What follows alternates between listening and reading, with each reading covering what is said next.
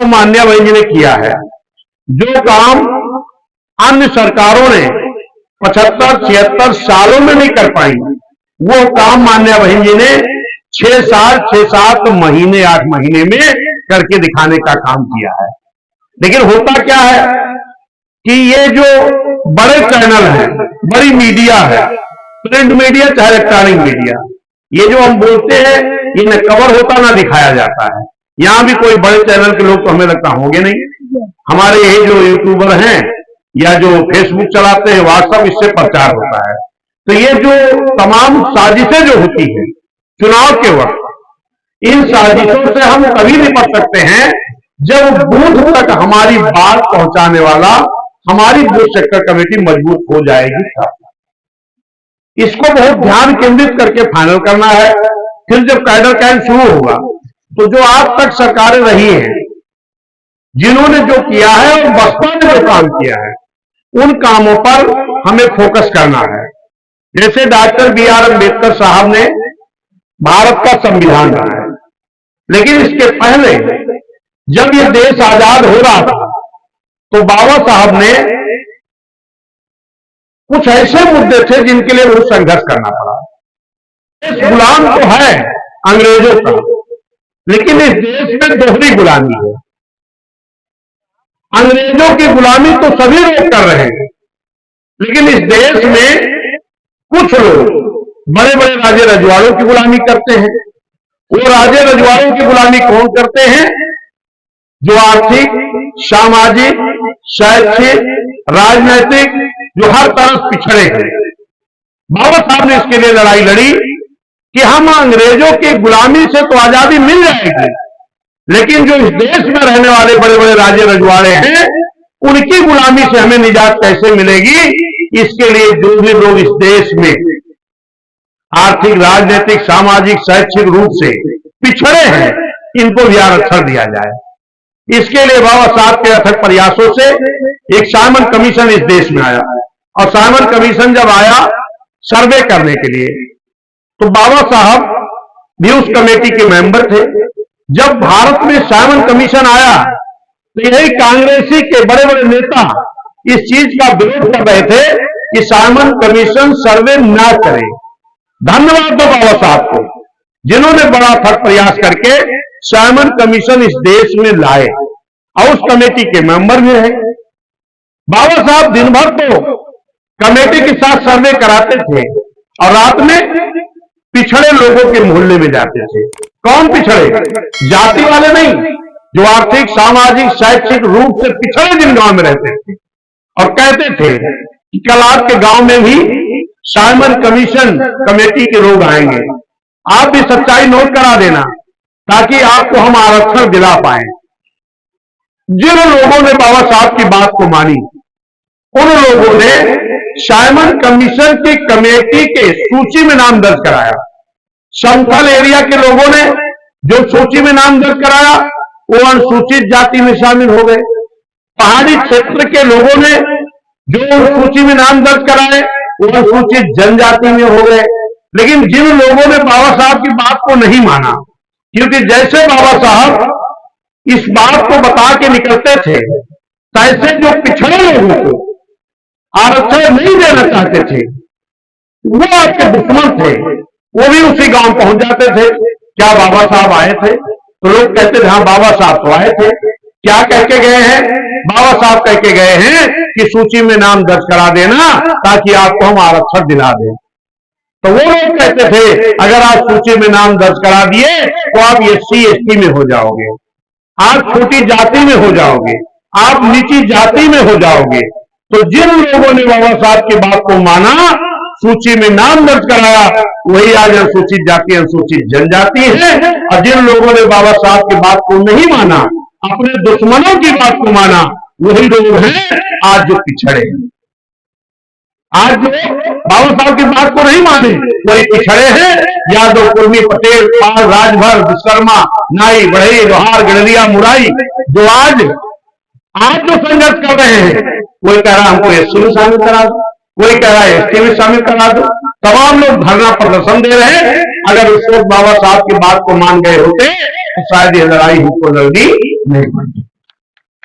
लेकिन धन्यवाद देता हूं बाबा साहब को। बाबा साहब की बात जो लोग नहीं माने वो SC ST में शामिल हो गए, लेकिन जो बच्चे, सर्वे किसका हो रहा था? पिछड़ों का। जो बात को माने वो SC ST में हो गए, जो नहीं माने वो पिछड़े रह गए। तो बाबा साहब को जो संविधान बनाने का मौका मिला, तो बाबा साहब ने आर्टिकल 340 के तहत संविधान में व्यवस्था दिया। क्या कि ये संविधान में हम आर्टिकल 340 के तहत व्यवस्था दे रहे हैं, जब कभी फिर इस देश में सरकारें आएंगी, हुकूमतें बनेगी, तो फिर सर्वे किया जाएगा, फिर आरक्षण दिया जाएगा। पहली बार 1952 में वोट पड़ा है, क्योंकि बाबा साहब को दो चीज के लिए संविधान बनाना पड़ा था।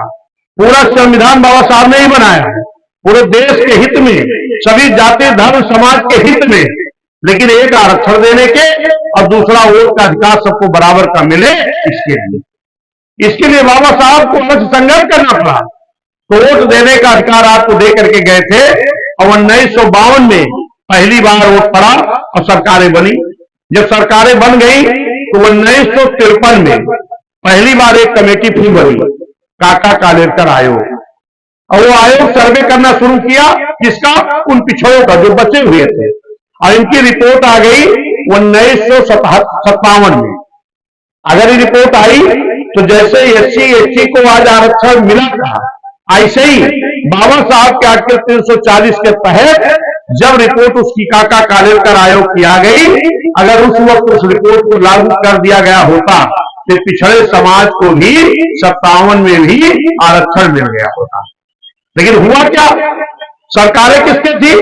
कांग्रेस की। इस कांग्रेस के लोगों ने जो रिपोर्ट आई, इस रिपोर्ट को लागू ना करके संग्रहालय में रखवा दिया। अभी मनोज वर्मा जी कह रहे थे कि बसपा ने सबको टिकट दिया, लड़ाई लड़ी। ये मेरे साथियों, तमाम धोखा आपके साथ हुआ, हम लेकिन समझ नहीं पाते हैं। आपकी रिपोर्ट नहीं लागू हुई कब तक? 1977 तक। रिपोर्ट कब आई थी? 57 में। लागू कब तक नहीं हुआ? 77 तक, यानी 20 साल बीत गया। फिर 77 में कांग्रेस के खिलाफ एक बड़ा मोर्चा बना। क्या कहा गया? ये कांग्रेस पिछड़ों के आरक्षण के लिए काका कालेलकर आयोग की रिपोर्ट लागू नहीं किया है, अब इस सरकार को हम लोग हटा के दम लेंगे। फिर क्या हुआ? कांग्रेस के खिलाफ पूरे पिछड़े समाज के लोग लामबंद होकर के वोट किए, और फिर जो सरकार बनी 77 में, जब तक प्रधानमंत्री नहीं बन गए तब तक वे कहते रहे काका कालेलकर आयोग रिपोर्ट लागू करके आरक्षण देंगे। जैसे बन गए तैसे क्या कहे? ये रिपोर्ट आपकी पुरानी हो गई, ये रिपोर्ट पुरानी हो गई, अब इस पे आरक्षण नहीं मिल सकता। फिर 78 में एक कमेटी बनी जिसका नाम रखा गया मंडल कमीशन। उसकी रिपोर्ट कब आई? 80 में आ गई। तब तक फिर घूम के कांग्रेस आ गई, फिर नहीं लागू किया। जो आज राहुल गांधी जी संविधान दिखाते हैं, ये उन्हीं के पुरखों की देन है जो आज हम लोग इतना पिछड़े हैं। फिर 80 में नहीं लागू हुआ। फिर 89 में पहली बार बहुजन समाज पार्टी के 3 MP जीत करके आए थे। बहन कुमारी मायावती जी बिजनौर से, रामकृष्ण यादव जी आजमगढ़ से, हरभजन सिंह लाखा जी पंजाब से। तब माननीय कांशीराम साहब ने कहा मान्य बहन जी से कि आप पार्लियामेंट अब नहीं चलने देगी जब तक एक पिछड़ों का मंडल कमीशन लागू नहीं हो जाएगा। और माननीय कांशीराम साहब वोट क्लब बोर्ड पर बड़ी रैली शुरू की, और माननीय कांशीराम साहब ने पूरे देश में बहुजन समाज के लोगों से कहा, ब्लॉक वाइज, जिला वाइज, मंडल वाइज आप आंदोलन करोगे और मैं वोट क्लब बोर्ड पर रैली करूंगा, धरना करूंगा, विरोध करूंगा, और बहन जी अपने तीनों सांसदों को लेकर के पार्लियामेंट के अंदर करेंगे। और उसके बाद जब आंदोलन शुरू हुआ तो उस वक्त सरकार किसकी थी? माननीय VP सिंह जी, माननीय VP सिंह जी की थी, और उप प्रधानमंत्री थे चौधरी देवीलाल जी। और पूरे देश में आंदोलन शुरू हुआ कि मंडल कमीशन लागू करो वरना कुर्सी खाली करो। ये आंदोलन किसने शुरू किया? बहुजन समाज पार्टी ने। क्या इसके पहले पिछड़े समाज के कोई सांसद नहीं हुए थे कि कोई नेता नहीं थे? लेकिन पिछड़ों की लड़ाई किसी ने नहीं लड़ा। अगर किसी ने लड़ा तो बहुजन समाज पार्टी, माननीय कांशीराम साहब, मान्य बहन जी ने लड़ा, और कोई नहीं। फिर जानते हो क्या हुआ? 89 में 3 सांसद को लेकर के जब आंदोलन शुरू हुआ, माननीय बीपी सिंह प्रधानमंत्री थे, तो प्रधानमंत्री चौधरी देवीलाल थे। चौधरी देवीलाल जी माननीय कांशीराम साहब के पास आते हैं, कहते हैं बहुत बहुत धन्यवाद कि आप पिछड़ों की इतनी बड़ी लड़ाई लड़ रहे हो। माननीय साहब ने कहा आप भी तो पिछड़े हो, इस लड़ाई में आप भी शामिल हो जाओ। कहीं अगर हम शामिल हो गए, कहीं राजा बीपी कांशीराम साहब ने कहा अगर आप पिछड़े हो करके पिछड़ों के साथ नहीं खड़े होंगे तो आप तो वैसे भी लग जाओगे, और अगर आप इनमें खड़े हुए तभी आप लाल किले से भी बोल सकते हो। तब जब चौधरी देवीलाल जी पानीपत में बैठक हुई थी माननीय साहब की, जब वहां से दिल्ली की तरफ चले और बीपी सिंह जी को मालूम हुआ क्या कि अब लगता है कि बीपी सिंह भी माननीय साहब के साथ हो गए हैं, अभी आके प्रेस कॉन्फ्रेंस करेंगे, तब बीपी सिंह ने आनंद फानंद में मान्या बहन जी को माननीय कांशीराम साहब को बुलाए कि बताओ आपकी शर्त क्या है, क्या चाहते हो, आंदोलन बंद करो। तब माननीय साहब मान्या बहन जी ने कहा कि हम चाहते हैं कि जिनके संविधान के बल पर ये देश चलाते हो ऐसे बाबा साहब को आज तक भारत रत्न की उपाधि नहीं मिली, नंबर 1 तो बाबा साहब को भारत रत्न की उपाधि दे दी, और नंबर 2 जिनके वोट के बल पर इस देश के प्रधानमंत्री की कुर्सी पर आप बैठे हो, इन पिछड़े समाज के 52% के लोगों को मंडल कमीशन की रिपोर्ट लागू करके आरक्षण दे दो। और भाजपा के लोग भी समर्थन किए थे बीपी सिंह का। जब भाजपा के लोगों को मालूम हुआ कि माननीय साहब बहन जी की दबाव में माननीय बीपी सिंह जी बाबा साहब को भारत रत्न की उपाधि देने जा रहे हैं, पिछड़ों को मंडल कमीशन लागू करके आरक्षण देने जा रहे हैं, तुरंत भाजपा के लोग पहुंचे माननीय बीपी सिंह के ऊपर दबाव बनाने के लिए कि अगर आप पिछड़ों को मंडल कमीशन लागू करा दिए तो हम आपकी सरकार गिरा देंगे। किसने कहा? भाजपा ने। कौन भाजपा? वो भाजपा जिस भाजपा को आज ये 52% पिछड़ा समाज अपने कंधे पर लेकर के ढो रहा है कि हमारी हितैषी है।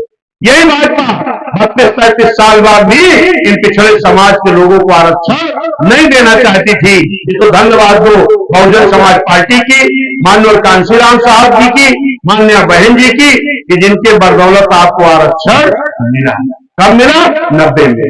मिलना कब था? 57 में। आज जो बीडीसी, डीडीसी, जिला पंचायत, नगर पालिका, टाउन एरिया मेयर नौकरियों में जो आपको आरक्षण मिला है ये किसी और की नहीं, ये बहुजन समाज पार्टी की देन है, माननीय साहब बहन कुमारी मालती जी की देन है। नहीं तो आज भी नहीं मिलता, आज भी नहीं मिलता आपको। अब आज भी मैं कहता हूं आधा अधूरा है, क्योंकि एससी समाज की तो विधानसभा में भी आरक्षित सीट है, लोकसभा में भी है, लेकिन पिछड़ों का नहीं है। क्योंकि आप बाबा साहब की बात को अगर उस वक्त मान गए होते, किसानों कमीशन मंगाए थे, तो आप अलग नहीं होते। ये एससी ओबीसी एक ही है, एसटी एक ही है। ये तो आप उन दुश्मनों के कहने में आ गए तो आप पिछड़े वर्ग में चले गए, वरना तो बाबा साहब उसी का सर्वे करा रहे, किसी जाति का थोड़ी ना करा रहे थे। वो करा रहे थे जो आर्थिक, सामाजिक, राजनीतिक, शैक्षिक रूप से पिछड़े हैं, जो बाबा साहब की बात को मान गए एससी एसटी में हो गए, और जो लोग दुश्मनों की बात को माने उनके लिए बाबा साहब ने अलग से आरक्षण दिया, तो वही आज ओबीसी हो गए। तो हम एक हैं। इसीलिए बाबा साहब एक बार लखनऊ में एक रैली कर रहे थे, मीटिंग कर रहे थे, तो बाबा साहब ने कहा था कि एससी एसटी और पिछड़ों की दशा एक ही है, बीमारी एक ही है। हम ये नहीं कह रहे कि चलो तुम रोटी बेटी का रिश्ता करो, लेकिन अगर आप राजपाट एक होकर के ले लो तो आपकी सारी समस्या दूर हो जाए। लेकिन आज भी हम मानने को नहीं तैयार है, हम अलग अलग भटक रहे हैं। 1952 में वोट पड़ना शुरू हुआ, अभी एससी गठन कब हुआ? 1984 में। कितना साल हो गया था? 32 साल। 32 साल तक वोट का अधिकार तो सबको था, लेकिन किसी भी प्रजापति को, राजभर को, नाई को, बढ़ई को, लोहार को, कुम्हार को, गड़विया को, मुराई को उनको चुनाव लड़ने का अधिकार नहीं था। लगभग 78 ऐसी जाति, कितनी? 78 ऐसी जाति थी जिनको वोट दे करके दूसरे को राजा बनाने का अधिकार तो था, वोट तो देते थे, लेकिन वो खुद वोट लेने का अधिकार नहीं था। धन्यवाद तो बहुजन समाज पार्टी, माननीय कांशीराम साहब, मान्या बहन जी को, जिन्होंने बहुजन समाज पार्टी बनाई, तो एक नारा दिया कि जिसकी जितनी संख्या भारी उसकी उतनी भागीदारी, हिस्सेदारी। तब आज आपके बीच में नेता दिखाई पड़ा। चाहे वो राजभर में तमाम नेता हैं, ये बीएसपी बनने के पहले नहीं थे, चाहे प्रजापति में हो, चाहे पाल समाज में हो, चाहे नाई समाज में हो, चाहे विश्वकर्मा समाज में हो, ये नेता तभी बने हैं जब बहुजन समाज पार्टी रूपी नर्सरी माननीय साहब भाई ने तैयार किया। तमाम हमारे पत्रकार साथी कहते हैं कि बीएसपी में तो सारे नेता छोड़ के भाग गए, बीएसपी में तो बचे नहीं। हमने कहा बीएसपी ही एक पार्टी इस देश में है जो नेताओं के द्वारा नहीं बनी है, बीएसपी है जो कार्यकर्ताओं के द्वारा बनी है। माननीय कांशीराम साहब ने नेता नहीं थे, बहन जी नेता नहीं थी, माननीय साहब मान्य बहन जी ने बहुजन समाज पार्टी तैयार किया और हमारे नेता बने। और फिर माननीय साहब मान्य बहन जी यही दो नेता थे और इन्होंने माननीय साहब बहन जी ने अपने कार्यकर्ताओं के फॉर्म तैयार किए और फॉर्म तैयार करके इन्हीं कार्यकर्ताओं के बीच से किसी को चुनाव लड़ाए और हमारे कार्यकर्ताओं ने वोट दिया, सपोर्ट दिया और जीत गए। वही नेता हो गए। बहुजन समाज पार्टी रूपी नर्सरी से मेरे सब समाज के लोगों, मैं आपसे यही कहना चाहता हूं, जब इस नर्सरी से तैयार किए गए नेता आज अपनी बेटी बेटा के चक्कर में दूसरे दलों में भटक रहे हैं, अपने स्वार्थ में भटक रहे हैं, तो कभी आपका स्वार्थ नहीं चाहेंगे, समाज में दूसरा नेता नहीं पैदा होने देना चाहते हैं। आज जो चाहते हैं विधायक बने तो मेरी बेटी बने, विधायक बने तो मेरी पत्नी बने, प्रमुख बने तो मेरा बेटा बने, विधायक बने तो मेरा बेटा बने। सही है कि गलत? सही है कि नहीं? अगर सही है तो उस नेताओं के चक्कर में नहीं पड़ना है, आपको बहुजन समाज पार्टी रूपी इस नर्सरी को मजबूत रखना है ताकि फिर से हर समाज में नेता तैयार हो सके। और ये आप देखने को मिल रहा है, ये मनोज वर्मा जी हैं, जिला संयोजक भी हैं और कांग्रेस से चुनाव भी लड़े हैं, ये बहुत बड़ा नेता बनेंगे। इधर देखिए हमारे चौधरी साहब ज्वाइन किए हैं, बहन जी से मिल के आए हैं, ये भी बहुत बड़े नेता बनेंगे। अभी आपने देखा हमारे जिले के रवि प्रकाश मौर्य जी अयोध्या से चुनाव लड़े, झांसी से लोकसभा लड़ने गए। तो कोई छोट मोट नेता होगा जो अपने जिला छोड़ झांसी से चुनाव लड़ेगा? चौहान समाज में ये भाजपा कांग्रेस सपा के लोगों ने वोट लिया है। पूछ लेना कोई चौहान लड़ाया था आपने क्या? ये जो पीडीए के नारा देने वाले हैं, ये कैसे पीडीए बनाए हैं?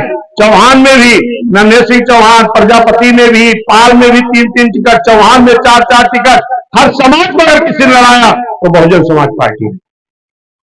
ये जो पीडीए के नारा देते हैं ना, हमारे लोग भी कहते हैं, जो इसी बीएसपी रूपी नर्सरी से तैयार हुए हैं, आज जो क्या कहते हैं, कहां हो मैं पढ़ा तो आज तो बीएसपी खत्म हो गई। उनसे पूछ रहा कि कहां से पैदा होके गया।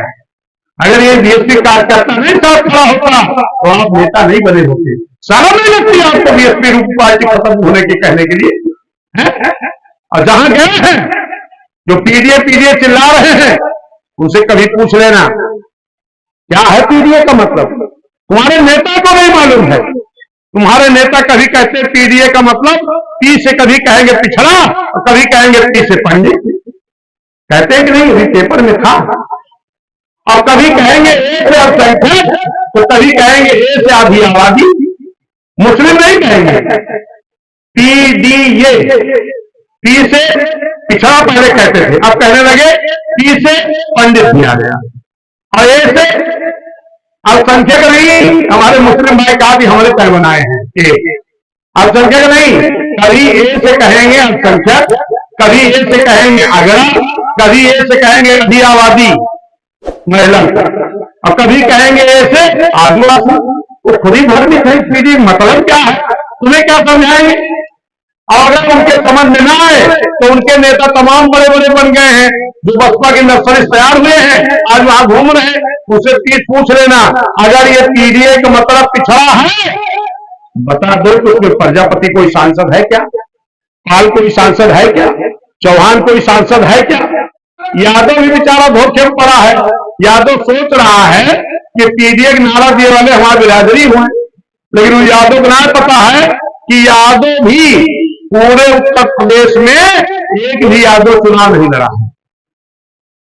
क्या समझे? एक भी यादव समाज पिछड़ी जाति वाला नहीं लड़ा है, और जो लड़े हैं तो उनकी पत्नी, उनका भतीजा, उनका भाई, वो खुद यादव कहां लड़ा। और यहां तक कि ये पूर्वांचल आजमगढ़ है, यहां से कितनी दूर आजमगढ़ होगा? 20 किलोमीटर। यही आजमगढ़ में बहन कुमारी मायावती जी ने 89 में रामकृष्ण यादव को सांसद बना दिया था। कब? 89 में। लेकिन आज हमारे अखिलेश भैया का ये आजमगढ़ में केवल यादव ही ना मिल पाए, आजमगढ़ जमानत पड़ा वो सैफई दिन धर्मेंद्र यादव का। अब कहा थे हम पिछड़ा विकास करें, अब बिरादरी वाले चक्कर पड़ा, हमारी बिरादरी पार्टी है धोखे बना रहा हो, वो क्यों विकास न करी है?